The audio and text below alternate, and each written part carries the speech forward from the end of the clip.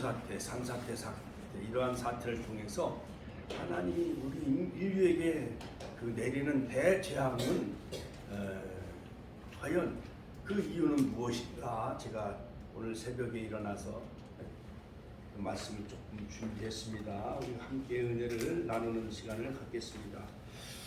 자, 현대판 출애굽은 지금도 일어나고 있습니다. 하나님께서 구약의 출애굽 사건 주전 1446년을 통해 이스라엘 백성을 약속의 땅으로 인도하신 것이 첫 번째 알리야이며, 두 번째 알리야는 바벨론으로 잡혀갔던 이스라엘 백성들이 70년 만에 포로 생활을 마치고 이스라엘로 귀환한 사건인 것입니다. 그리고 제3의 알리야는 바로 1948년 5월 14일 성경에 예언된 것처럼 사라졌던 이스라엘 나라가 2000년 만에 다시 세워지고 전 세계에 흩어져 있던 유대인들이 이스라엘로 돌아가 알리야, 당시 60만 명에 불과했던 그러한 디아스포라 전 세계에 흩어졌던 이스라엘 백성들, 로마에 의해서 패망했던 예루살렘, 그들은 마사다에서 최후의 항전을 하지요. 그러나 패망함으로 전 세계 2000년 동안 나라를 잃어버리고 이제 미국, 유럽, 그 다음에 전 세계 흩어지면서 그들은 보따리 장사하면서 돈을 벌기 시작합니다.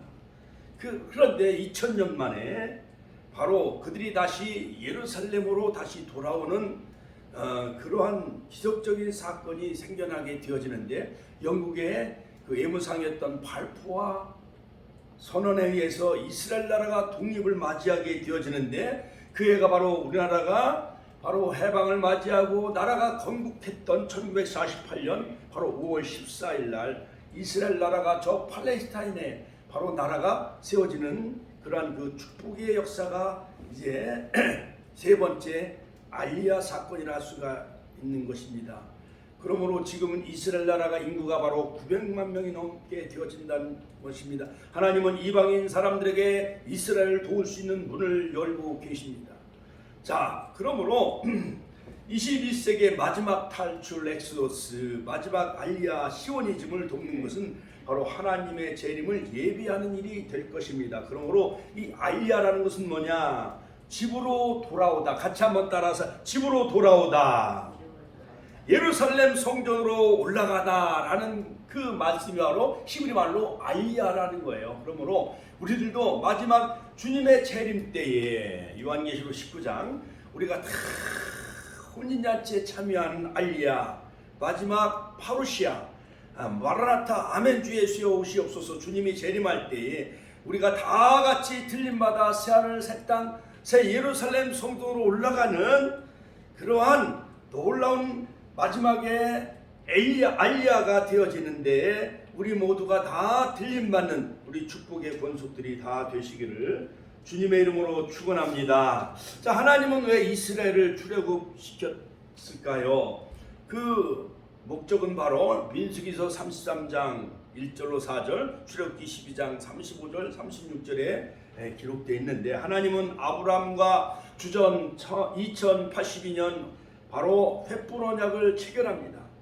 바로 이스라엘 백성들이 약 4대 만에 400년 동안 바로 큰 나라를 애굽을 섬길 것이고, 애굽은 영적으로 말하면 요한계시록 11장 8절 바로 타락한 세상 소돔과 고모라와 같은 애굽을 섬길 것이고, 그 다음에 4대 만에 바로 그 나라를 하나님이 징치할 것이고, 너희들은 많은 재물을 가지고 그 나라에서 탈출하여, 즉 광야 40년의 광야 여정, 시내산에서 율법을 주시고 또한 성막을 주심으로 말씀훈련 예배훈련을 통해서, 즉 사도행전 7장 38절 스데반 집사님의 설교 속에, 즉 광야는 즉 광야의 40년 노정은 바로 광야교회다. 같이 한번 따라서 하실까요? 광야교회, 광야교회 시내산에서 맺어주신 그 십계명, 그 세부율법과 그러한 그 율법을 하나님이 이스라엘 백성들에게 주셨습니다. 또한 출애굽기 25장에 성막을 주셨습니다. 말씀훈련 예배훈련을 통해서 약속의 땅 가나안 땅, 새로운 지도자 여호수아를 통하여서 요단강을 건너 약속의 땅 젖과 꿀은 가나안 땅으로 인도하신 것을 볼 수가 있습니다. 그러므로 가나안 땅은 영적으로 시편 106편 24절 낙토라 말씀하고 있습니다. 기쁨의 땅 할렐루야. 우리 모두가 다 신령한 그러한 영적인 가나안 새하늘 새 땅 새 예루살렘에 들어가는 제 마지막 때 알리야가 되어지시는 저와 여러분들이 되시기를 주의 이름으로 축원합니다. 축원합니다. 자, 하나님은요 드디어 주전 1876년 야곱의 12아들들 70가족이 애굽으로 즉 이주한 이후에 430년 만에 200만 명의 큰 민족을 이루고 20일 동안 애굽에 19가지 재앙을 퍼붓습니다. 바로가 항복을 하지 않자 마지막 10번째 재앙, 장자를 죽이는 그러한 그 10번째 재앙을 내리지요. 그래서 하나님은 애굽을 징치합니다. 애굽을 징치한 후에 큰 재물을 가지고, 볼륨을 조금 더 올려주세요. 당당하게 그들이 엑소도스 탈출한 것은 하나님의 신비롭고 놀라운 구속의 경륜을 이루시기 위함이었던 것이었습니다. 이것이 바로 하나님의 섭리였어요. 같이 한번 따라서 하나님의 섭리였다. 자, 하나님은 이스라엘 백성을 출애굽시킨 그 목적은 히브리어 3가지 동사로 우리가 정리할 수가 있는데요. 첫 번째는 하나님은 즉 왜 애굽에서 이스라엘 백성들을 바로 출애굽시킨 그 목적은 뭐냐? 첫 번째는 시내산에서 하나님을 섬기게 하기 위함이었던 것이었습니다. 출애굽기 3장 12절 같이 한번 따라서 하시고, 시내산에서 하나님을 섬기게 하기 위함이었다. 이것은 바로 히브리말 동사로 아바드. 같이 한번 따라서 하시고, 아바드, 하나님을 섬기다. 두 번째 목적은 뭐냐? 바로 사흘길 광야길을 걸어서 하나님 앞에 희생제사를 드리기 위해서 소와 양과 희생제물을 하나님 앞에 드리기 위해서, 오늘날로 말하면 예배를 드리기 위해서, 그것은 바로 자바흐. 같이 한번 따라서 하실까요? 자바흐, 희생제물을 드리기 위해서 자바흐. 세 번째 목적은 뭐냐? 바로 하나님은 시내산에서 이스라엘 백성들에게 영원한 절기를 지키기 위해서, 같이 한번 따라서 하실까요? 영원한 절기를 지키기 위해서 하그, 즉 하그, 같이 한번 따라서 하실까요? 하그, 영원한 절기를 지키기 위해서 하나님은 이스라엘 백성들을 430년 만에 애굽에서 이스라엘 백성들을 구출해 내시는데, 그 목적 3가지는, 첫 번째는 하나님을 섬기기 위해서 아바드, 두 번째는 희생제물을 드리기 위해서 자바흐, 또한 세 번째는 바로 시내산에서 하나님께서는 이스라엘 백성들에게 절기를 약속해 주는데 영원한 그 절기를 지키기 위해서 하그. 이렇게 3가지 목적이 있었던 것이었습니다. 자, 그러므로 첫 번째 바로 출애굽의 목적은 바로 하나님 앞에 예배 제사를 드리게 하기 위해서였던 것이었습니다. 애굽은 타락한 세상을 상징합니다. 요한계시록 11장 7절 8절. 그러므로 에덴 동산에서 아담과 하와가 타락함으로 말미암아 하나님 앞에 나아갈 수 있는 유일한 길은 바로 하나님 앞에 희생 제물을 드려야만 되어졌던 것이었습니다. 그러므로 가인은 땅의 소산으로, 아벨은 양의 첫 새끼와 기름으로, 창세기 4장 3절로 4절.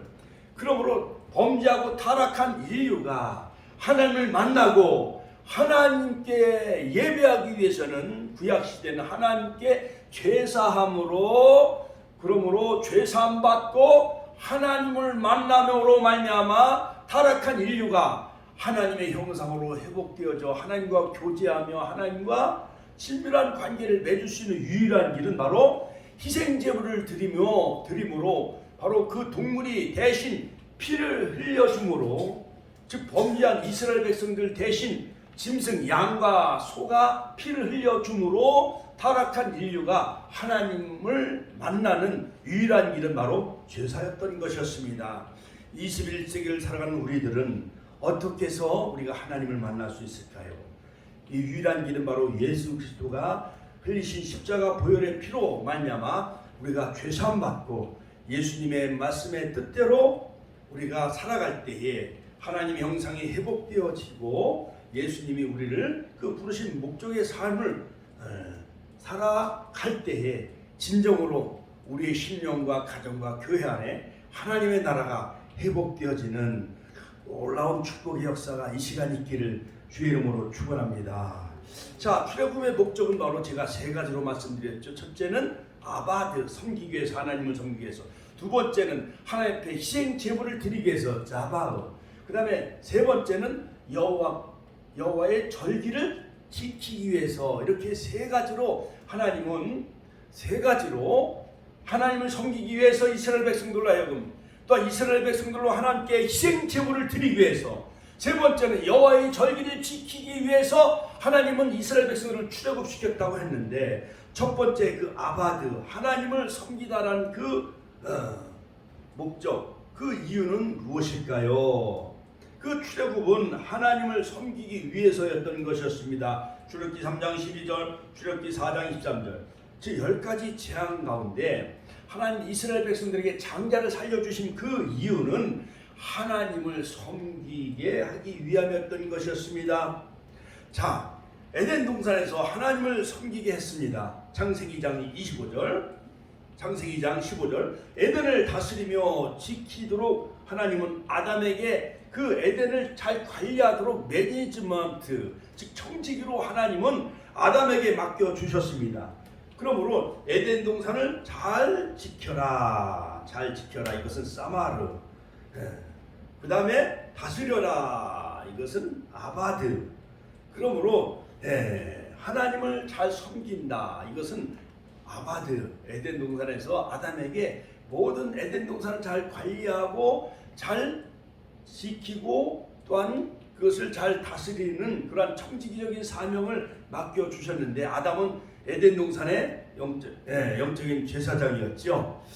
자, 그러므로 이 아바드라는 것은 노예가 주인을 섬길 때 쓰는 단어인 것입니다. 그러므로 바로 하나님의 백성은 오직 하나님을 섬기며 그 명령을 지키며 말씀에 순종하는 것만 있는 것입니다. 그러므로 우리의 하나님의 자녀와 백성, 우리 축복의 모든 가족과 권속들은 하나님의 말씀에 예스, 같이 한번 따라서 하나님의 말씀에 예스, 명령에 아멘, 같이 한번 따라 아멘, 예스와 아멘만 있을 뿐인 것입니다. 이것이 바로 온전히 하나님을 섬기는 그러한 행위를 할 수가 있는 것이죠. 자, 그럼 하나님을 온전히 잘 섬길 때 민수기서 3장 7절 8장 26절 18장 7절에 보면 온전히 섬길 때 하나님은 양식에 복을 내려주시고 모든 물과 채소에 복을 내려주신다는 것입니다. 그러므로 출애굽기 23장 25절, 하나님을 잘 섬기기 위해서 하나님은 430년 동안 애굽에서 종살이하고 있었던 이스라엘 백성들을 애굽에서 탈출해내시고 그들을 구원해내신 것입니다. 자, 그럴 때 모든 질병과 모든 홍수와 모든 재앙과 전염병, 모든 가뭄과 또한 모든 지진이 이 한국 땅에서, 우리 천안 땅에서, 우리 축복교에서 다 떠나게 되어질 줄로 믿습니다. 할렐루야. 하나님께 영광의 박수 올려드립시다. 두 번째, 바로 애굽에서 이스라엘 백성들을 출애굽시킨 목적 두 번째는 뭐냐? 희생제물을 드리기 위해서. 같이 한번 따라서 할게요. 희생제물을 드리기 위해서. 희생제물을 드린다는 것은 즉 자바흐. 같이 한번 따라서 할까요? 자바흐. 즉 희생제사를 드리기 위해서 하나님은 애굽에서 이스라엘 백성들을 건져내신 것이라는 것입니다. 즉 하나님을 섬기는 방법에 있어서 어떻게 하나님을 섬겨야 되느냐? 그 방법은 첫째, 제사를 드려야 된다는 거예요. 출애굽기 3장 18절, 희생제물을 드려야 된다. 자, 희생제물의 그 내용은 뭐냐? 생축, 10가지 재앙 속에서 하나님은 생축을 보호하셨어요. 소와 양들을 보호해 주셨는데, 다섯 번째 악질 재앙에서도 하나님은 모든 소와 양들을 보호해 주셨다. 출애굽기 9장 4절 6절. 그 다음에 일곱 번째 재앙에서, 우박의 재앙 속에서도 출애굽기 9장 26절에 바로 애굽의 재앙을 내렸지만은, 그러나 애굽 사람들이 하나님의 말씀을 두려워하는 자들은 바로 그들이 모든 생축들을 그 지붕으로 피하게 함으로 말미암아 그들이 애굽 사람들의 생축도 하나님은 재앙 속에서도 막아주셨는데, 지붕 속으로 피하게 해가지고, 우리가루로 피하게 해가지고 우박의 재앙을 모면하게 되어졌어요. 그러나 애굽 사람들이 하나님의 말씀을 거역하거나 하나님을 두려워하지 아니하는 사람들은 모든 생축도 더불어 동시에 그들은 다 죽임을 당하게 되어졌습니다. 그러나 이스라엘 백성들이 살고 있는 고센 땅에는 하나님이 재앙을 내리지 아니하였다라고 성경은 말하고 있습니다. 자, 9번째 재앙에 보면 흑암의 재앙 시에 양과 소를 하나님은 애굽 땅에서도 생축을 부여 주셨어요. 자, 우리 권사님, 우리 시사님들. 자, 그러면 하나님은 여러 가지 애굽의 많은 재앙을 내릴 때, 5번째 재앙, 7번째 재앙, 9번째 재앙을 내릴 때에 여러 가지 재앙 속에서도 왜 소와 양들 생축을 부여 주셨는지 아세요? 그 이유는 뭐일까요? 애굽의 재앙을 내릴 때에 5번째 재앙, 7번째 재앙, 9번째 재앙을 쏟아 부을 때에 하나님은 모든 소나 양들 생축을 하나님이 부어해 주신 그 이유가 있어요. 출애굽기 10장 24절 26절. 자, 그것은 뭐냐? 생축도 더불어 함께 출애굽을 하게 하셨어요. 홍해를 건너게 하셨어요. 애굽에서 모든 소와 양과 염소 이러한 모든 생축 짐승들을 바로 이끌고 출애굽을 하게 하셨는데 이것은 뭐냐? 하나님께서 그 모든 생축 중에 일부를 하나님께 제물로 바치기 위함이었던 것이었어요. 할렐루야. 자, 그러면 하나님은 우리 모든 논과 밭에 과일을 있게 해주시고 또한 밭에 채소를 있게 하시고 논에서 그러한 모든 쌀을 잘 자라게 하시고 또한 우리 간의 모든 소와 양과 염소 이런 것을 잘 지키고 보호하신 그 목적은 뭐냐? 그 중에 일부 10분의 1이든지 5분의 1이든지 좋은 그 생축을 하나님 앞에 제물, 희생제물로 잡아 희생제물로 드리기 위함이었던 것이었어요. 그러므로 바로 10마리 중에 1마리나 2마리 희생제물로 드리면 나머지 9마리, 10마리를 다 하나님이 다 잘 지켜주고 보호해 주실까요? 아니면 그들을 다 병들게 할까요? 잘 보호해 주시고 지켜주실 줄로 믿습니다. 할렐루야. 하나님께 영광의 박수 올려드립니다. 할렐루야. 자, 그러므로 여러분, 우리가 옛날에 시골에서 돼지를 키우고 또한 염소를 키우고 또한 소를 키우고 할 때에 그 암소가 첫 송아지를 낳으면은 그걸 한 달이나 석 달 동안 잘 키워서 팔면은 시골에서는 그게 큰 목돈이 되어져요. 그렇죠? 그 중에 300만 원 송아지를 팔으면은 그 중에 10분의 1을 11조를 드리고 그 다음에 첫 열매, 첫 새끼는 다 하나님의 것이기 때문에 그걸 하나님 앞에 드리면은 나머지 하나님 1년 농사도 모든 짐승과 가축과 식물도 하나님이 다 지키시고 보호해 주시는 것을 여러분 믿으시기를 주의 이름으로 축원합니다. 축원합니다. 마지막 세 번째는 뭐냐?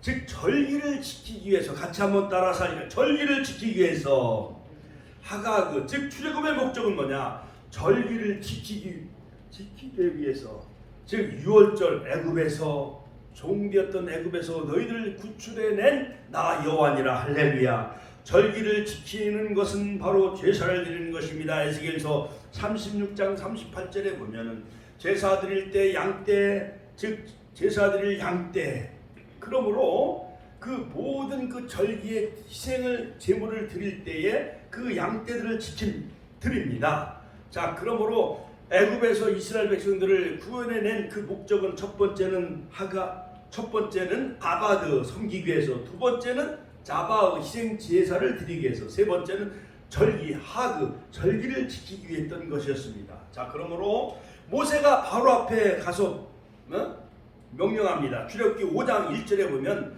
바로 절기를 지키기 위함이니 우리가 4일 길 광야로 가서 여호와 하나님께 우리가 절기를 지킬 테이니 이스라엘 백성들을 놓아달라, 풀어 놓아달라라고 바로 앞에 그렇게 선포하는 것을 볼 수가 있습니다. 그러므로 3대 절기는 바로 유월절 또는 맥주절, 또한 마지막 초막절, 수막절, 장막절, 가을에 지키는 절기죠. 자, 그러므로 오늘날 우리 한국교회가 지키는, 세계교회가 지키는 부활절 또는 성탄절, 그 다음에 맥주감사절, 썸머 스페셜 맥주감사절, 또는 여러 가지 가을의 추수감사절, 이러한 절기 가운데 하나님은 우리를 만나주시고 또한 절기는 바로 타임라인, 하나님이 이 땅에 다시 재림하시는 모든 초림 예수님은 6월절, 마지막 재림하실 예수님은 초막절, 장막절, 수장절, 나팔절, 속죄일, 초막절, 장막절, 수장절, 마지막 절기에 주님은 이 땅에 재림하시는 줄을 믿으시길 주의 이름으로 축원합니다. 그러므로 결론적으로 결국 출애굽의 목적은 바로 시편 50편 5절에 있는 말씀처럼 나와 제사로 바로 언약한 백성이다라고 말씀하셨듯이 바로 하나님은 이스라엘 백성들을 출애굽한 그 목적은 뭐냐? 하나님께 제사를 드리려고 그들을 애굽에서 건져내신 것입니다. 그러므로 제사를 드리는 장소는 무엇이냐? 바로 시내산에서 하나님은 출애굽기 19장에 십계명을 주셨고 말씀을 지키며 말씀대로 살 것을 그들에게 하나님은 십계명을 주셔서 또한 세율법 613가지 주셔서 하나님은 말씀대로 살 것을 그들에게 계시해 주셨고 또 한 가지는 출애굽기 25장에 8절 9절에 보면 바로 하나님 앞에 제사를 드리는 장소는 뭐냐? 성막, 같이 한번 따라서 성막 또는 해막, 범막, 증거막이라고 하지요. 그러므로 낮에는 구름기둥, 밤에는 불기둥으로 이스라엘 백성들을 그들을 인도해 나가시는 하나님.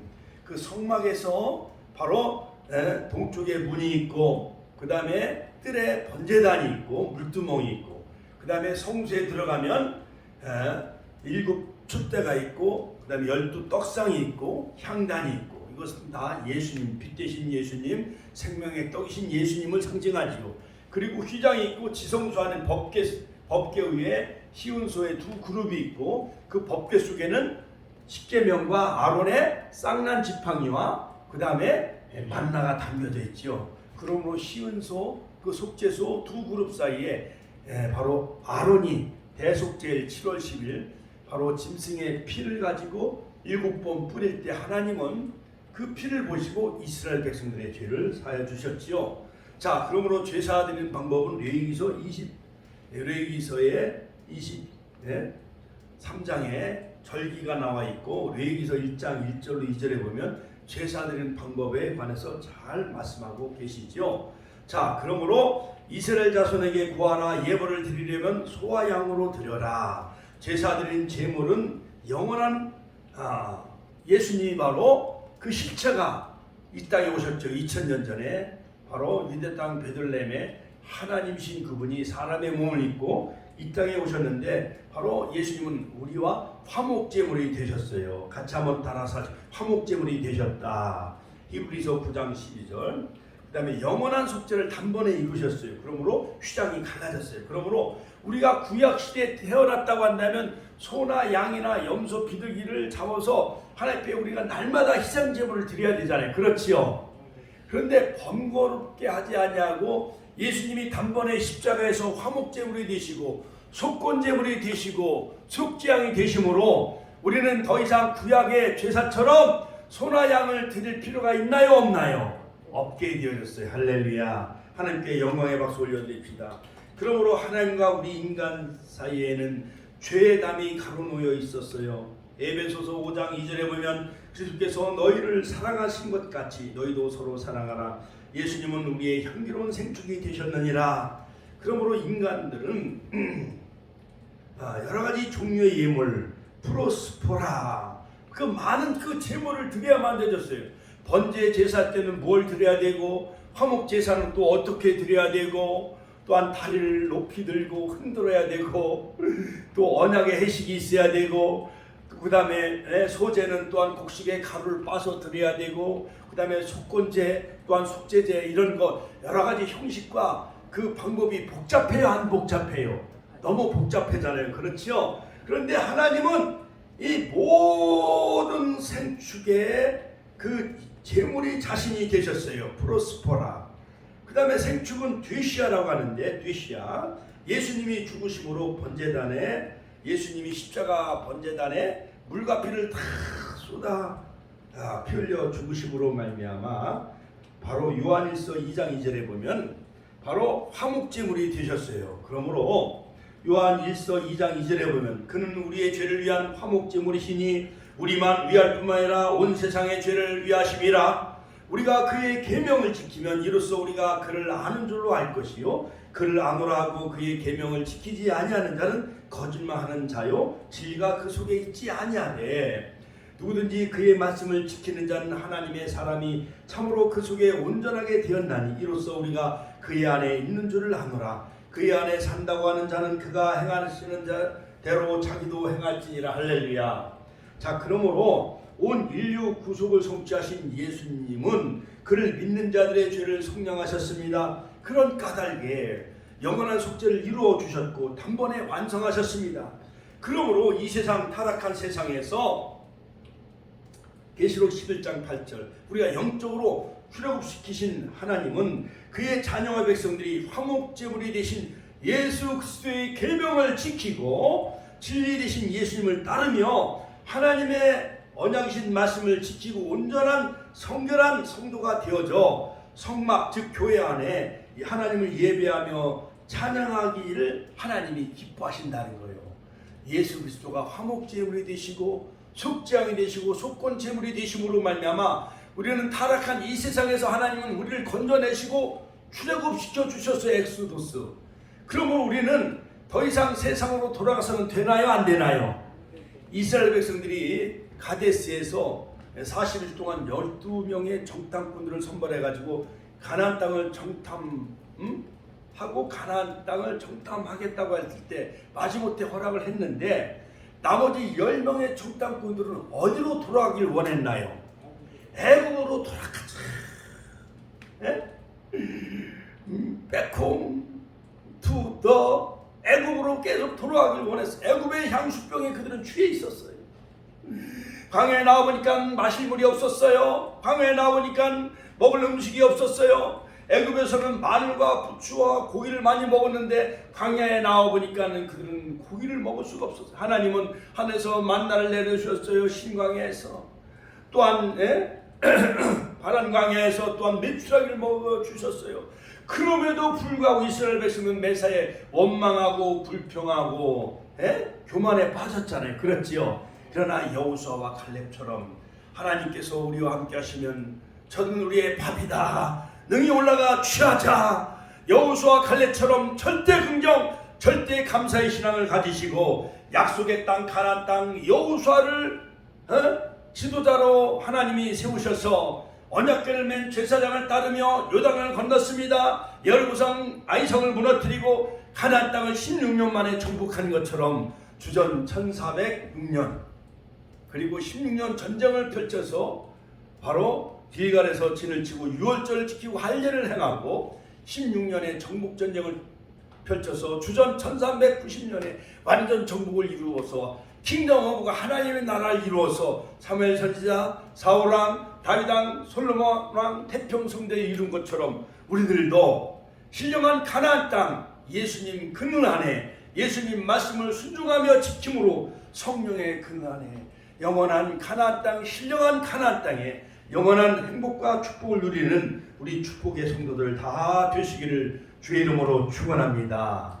그래서 출애굽시킨 목적은 하나님을 섬기기 위해서 아바드 하나님 앞에 희생제물을 드리기 위해서 오늘날 원하면 11조예물, 감사예물, 소원예물, 자바흐 희생제물을 드리기 위해서 그 다음에 세 번째는 하그 여호와의 절기를 지키기 위해서 안식일 주일을 지키고 부활절, 성탄절, 맥주감사절, 추수감사절을 지킴으로 하나님은 제사를 통해서 이스라엘과 언약 백성 언약을 맺으신 것처럼 그러한 주일을 지킴으로 바로 안식일의 주인은 주님이시기 때문에 이 주일이 우리를 지키시고 이 땅에 한국 땅에 여러 가지 홍수와 재난이 많이 임했습니다만 하나님은 우리가 주일을 지키고 하나님을 섬기고 희생제물을 드리고 절기를 지키면 하나님이 이 땅을 지키시고 보호해 주신 줄로 믿습니다. 그러므로 우리는 다 너희는 택하신 족속이요 왕같은 제사장들이요 거룩한 나라요 그의 소유된 백성이니 이는 너희를 어두운 데서 불러내어 그의 기이한 빛에 들어가게 하시니에 아름다운 덕을 선전하게 하려 하심인 줄로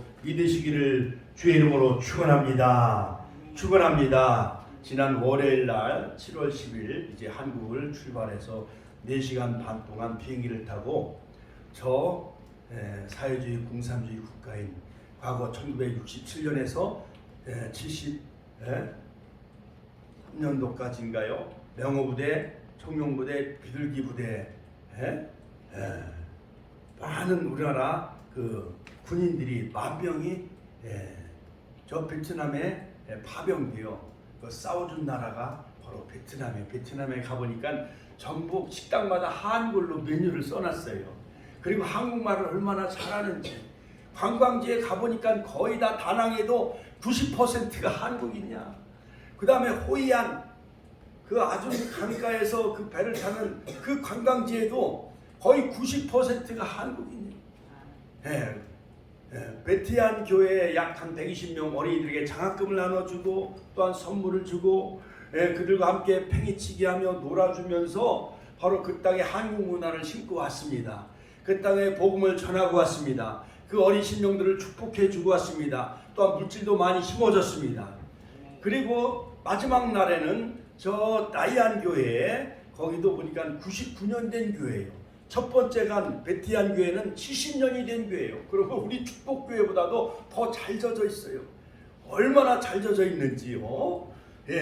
70년 된 교회니까 또 99년 된 교회를 가보니까 거기에는요 또 많은 어린 심령들이 저희를 또 기다리고 있었습니다. 그곳에서 함께 예배하며 베트남 말로 찬양하며 예수 사랑하심은 거룩하신 말일세 하면서 그 다음에 예수님 찬양하면서 우리가 다 베트남 말로 같이 찬양하고 워십도 하고 또한 장학증서를 다 나눠주고 120명에게 또 선물도 나눠주고 또 한국 문화 팽이치기, 구슬치기 그러한 놀이문화를 다 그들에게 심어주고 그들이 또 여러가지 그 베트남의 음식은요 국수가 그들의 음식이더라고요. 국수에다가 고기도 나눠주고 그 다음에 부침개도 해주고 그 다음에 과일 같은 거 얼마나 많이 내오는지요. 너무나 날씨가 더우니까 40도가 거의 육박하는 그런 37도 38도 얼마나 더운지요. 그러니까는 그 99년 된 교회가 선풍기만 돌아가고 있더라고요. 문을 열어놓으니까 바깥바람이 좀 시원해요. 자, 그곳에서 우리가 예배하며 찬양하며 안고 그 다음에 축복 기도를 많이 해주고 왔어요. 사진과 영상을 통해서 우리가 보았지요. 자, 한국에 목요일 날 도착을 해보니까 어마어마한 많은 폭우와 집중호우로 산사태로 많은 사람들이 목숨을 잃은 내용이 뉴스를 통해서 저희들이 접하게 되어졌어요. 목요일 날 새벽 1시 반 정도에 저희들이 이제 천안에 도착을 하게 되어졌는데 자, 대재앙에 대한 기독교인의 자세와 그 정신은 어때야 되는가? 지구 곳곳의 대재앙의 원인은 과연 무엇인가? 기독교 신앙 안에서 우리가 정답을 내놓아야지요. 나는 재앙과는 상관이 없다라거나 예수 믿기만 하면 모든 재앙이 피하게 되어진다라는 식의 발언은 사회 속의 종교로서의 최소한의 도덕적 책무와 양심마저 저버린 무책임한 저급한 신앙 행위라 빚어줄 수도 있지요. 자, 그래서 우리는 기독교인들은 대재앙에 대하여 무관심해서도 안 돼요.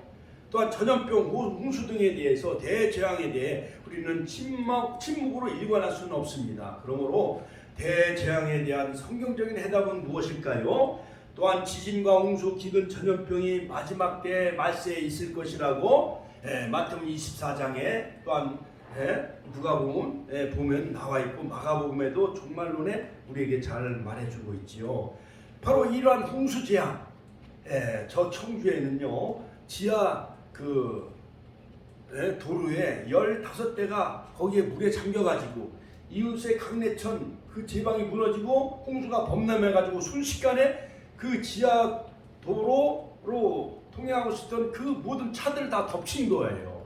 또한 예산에도 무안천이 넘치기도 하고 아산에도 충무 그 곡교천이 넘쳐가지고 계속 재난 경보가 계속 이제 보도가 되어졌지요. 최근에 여러 가지 2004년도에 인도네시아의 쓰나미 30만 명, 또한 2005년도에 미국의 뉴올리언스의 카트리나 태풍, 미얀마 사이클론의 2008년도 대재앙, 또한 중국의 2008년도에 습자성 지진, 또한 2010년도에 IT의 대지진으로 30만 명이 다 목숨을 잃었습니다. 칠레 지진으로 2010년도, 아이슬란드 화산 폭발 2011년, 미국 카나다의 산불 재앙 등 폭염과 폭설, 폭우, 가뭄으로 몸살을 앓고 있습니다. 에이즈, 광우병, 조류독감, 사스 등 얼마 전에 코로나 바이러스로 전 세계 수십만 명, 수천만 명이 목숨을 잃었지요. 자, 이러한 대재앙은 과연 죄에 대한 하나님의 심판인가요? 대재앙과 하나님의 심판, 기독교적 관점에서 우리는 어떻게 보아야 하는가요? 자, 그러므로 일본은 후쿠시마 쓰나미 지진으로 인해서 2013년도에 방사능 유출이 되어지고 원전이 파괴되어졌지요.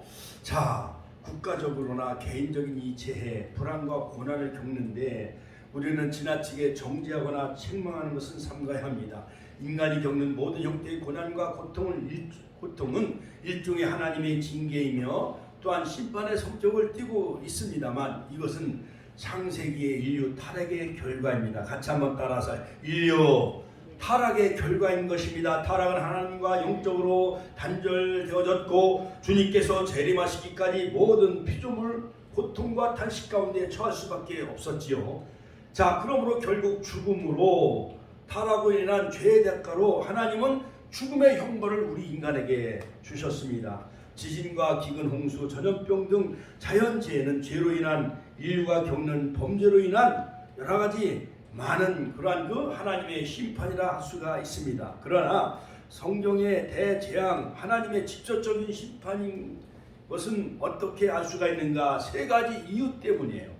노아 홍수와 소돔 고모라에 관한 그 심판은 베드로후서 2장 4절과 9절에 베드로 사도가 잘 언급해 주고 있습니다. 그것은 하나님께서 시행 여부를 직접 언급하셨어요. 미리 노아에게 경고하셨어요. 홍수로 심판하시겠다고.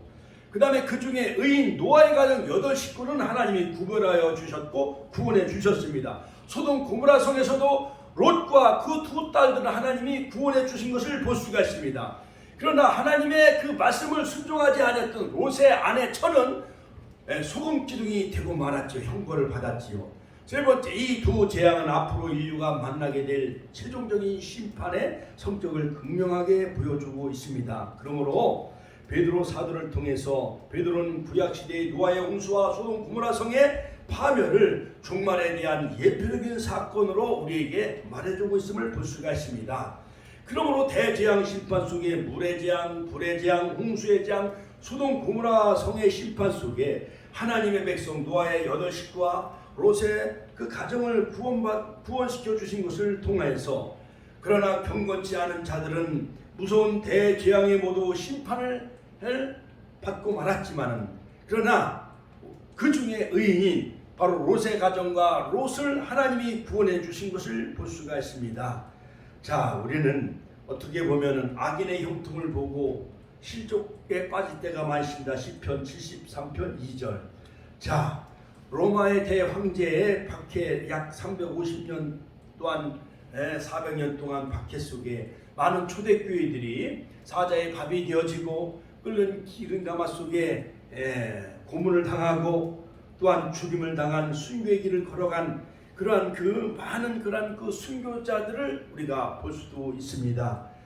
바로 이 땅에서의 형벌은 잠깐이지만은 그러나 마지막 때 백보자 심판에서 우리가 다 믿음으로 살아간 순교자나 그러한 그 십자가의 길을 걸어간 자들, 말씀의 길을 걸어간 자들, 주기철 목사님, 손남호 목사님과 같은 순교자의 길을 걸어간 자들은 반드시 바로 하나님 나라에서 큰 상급과 멸류관이 예비되어 있음을 우리가 확신하며 이 땅의 고난과 역경 속에서도 대재앙을 통해 우리가 깨달을 수 있는 영적인 교훈을 잘 살펴보며 누가복음 13장 1절 5절 통해서 바로 실로암 망대 사건을 통해서 바로 유대인들은 그때에 죽임을 당한 갈릴리 사람들이 다른 모든 갈릴리 사람보다 죄가 더 있는 줄 아느냐?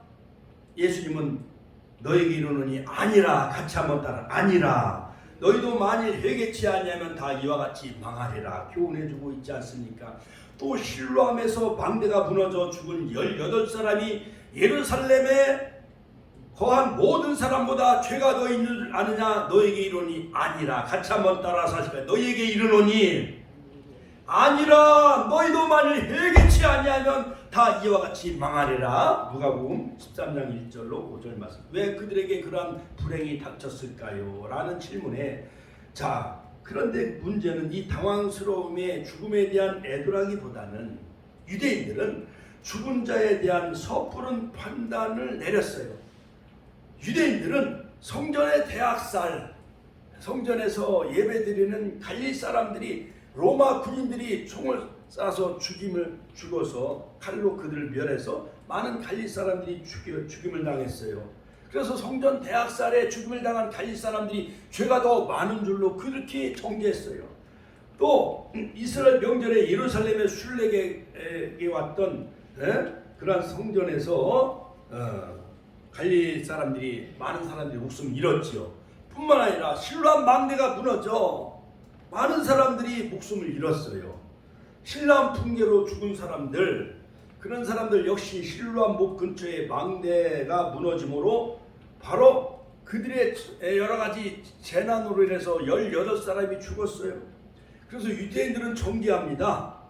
이들의 죽음은 그들이 지은 죄의 결과다라고, 결국 하나님이 직접적으로 심판이다라고 결론을 내렸지만, 그러나 예수님은 아니라. 같이 한번 따라서 아니라. 너희도 회개치 아니하면 이와 같이 망할 것이다라고 주님은 우리에게 영적으로 교훈해주고 있음을 볼 수가 있습니다. 그러므로 결론적으로 우리 한반도, 경상북도 산사태가 많이 일어나고, 충청북도 저 청주에 물이 많이 범람하고, 또한 예산, 또한 천안의 아산에 많은 홍수로 많은 차들이 물에 갇히기도 하고 많은 목숨을 잃었습니다. 이러한 대재앙을 보면서 바로 갈릴리 사람들과 같이 성전에서 죽거나 실로암 망대의 사고로 무너져 내린 비참한 죽음의 사건 그 자체가 영원한 심판을 의미하는 것은 아니듯이, 하나님의 백성들은 참혹한 죽음 속에서도 하나님의 보호하심을 입는 자들이 되시고, 예수님의 말씀의 교훈을 통해서 대재앙의 죽음의 형식이나 어떠한 형태가 중요한 것이 아니라 해결 없이 죽는 죽음이야말로 가장 큰 무서운 죽음의 대재앙이다라고 실로암 망대 사건을 통해서 누가복음 13장 말씀을 통해서 예수님은 가르쳐 주신 것처럼 우리는 회개하는 자 되시길 주의 이름으로 축원합니다. 너희에게 이르노니 아니라. 같이 한번 따라서 하실까요? 너희에게 이르노니 아니라. 너희도 만일 회개치 아니하면 이와 같이 망하리라. 할렐루야. 이번 베트남 선교 여행을 하고 돌아오는데 이 중국과 이 필리핀, 대만 이쪽 한국 땅에 엄청난 그 기류가, 난기류가 흐르기 때문에 비행기가 막 흔들렸어요. 근데 얼마나 조종사가 막 안내 방송을 해요. 많은 스튜디오스들이 안내 방송해요. 지금 난기류 때문에 비행기가 흔들리기 때문에 여러분 자리 이동하지 말고 안전벨트를 매세요. 얼마나 기도 많이 했냐 하나님. 만약에 비행기가 추락하면은 하나님 뉴스에 나오고, 전환시키도교연합회 45명 목회자들이 베트남 선교여행을 오다가 비행기가 추락해서 목숨을 잃었습니다 하면은 하나님 망신, 기독교연합회 망신, 또한 축복교회 목회자 사무로 만약에 그런 변을 당했다고 한다면 얼마나 많은 사람들이 조롱하고 비웃겠어요. 하나님, 우리 권사님, 우리 집사님들, 우리 아들들, 아버지 가서 만나야 됩니다. 주일날 설교해야 됩니다. 나머지 아버지 목숨을 다할까지 주님 복음을 전할 테니 하나님 지난날 잘못한 거 회개합니다. 용서해 주세요. 비행기가 흔들리니까요. 아무 생각도 안 나. 하나님 살려주세요. 같이 한번 하나님 살려주세요. 무사히 대한민국 인천공항에 무사히 착륙하게 해주세요. 그 기도밖에 안 나오더라고요. 할렐루야. 살아 돌아오고 계신 하나님 앞에 영광의 박수 올려드립니다. 이 시간 하나님 앞에 주여 한번 해주시는 통성을 기도하겠습니다. 주여 주여